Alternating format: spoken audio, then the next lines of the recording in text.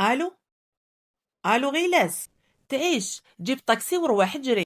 واش كاين غير الخير؟ مينوش حكمته الحمى، ما عرفت واش نديرلو. اروح ندوه للسبيطار، راني خايفه عليه. بزاف امهات يخافوا يتبانيكاو كي طفل صغير تجيه الحمى.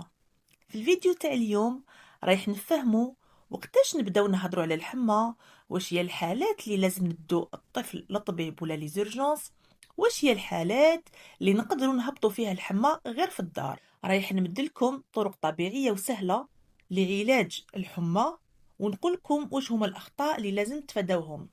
السلام عليكم، مرحبا بكم في القناه.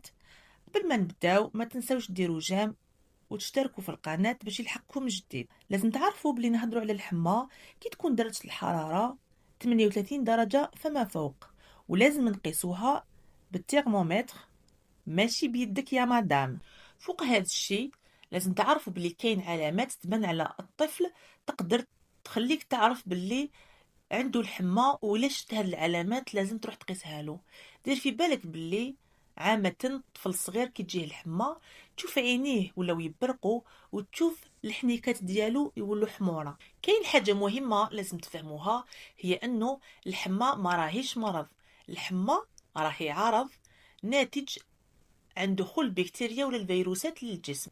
يعني الطفل كي تكون عنده حمى معناتها كاين ميكروب ولا فيروس دخل الجسم ديالو، ويقدر ثاني يدير الحمى ابخي ان فاكسان. هذا الحمى راهي عندها دور مهم في المناعه ديال الطفل ديالك. لازم تفهموا باللي ارتفاع درجه الحراره عنده دور مهم، راه داخل في الدفاع المناعي تاع الانسان.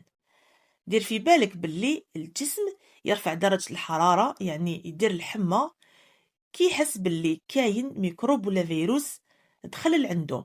ارتفاع درجة الحرارة يعتبر سلاح. وعلاش؟ لأنه كاين بزاف ميكروبات وفيروسات داخل الجسم ما يحملوش ارتفاع درجة الحرارة.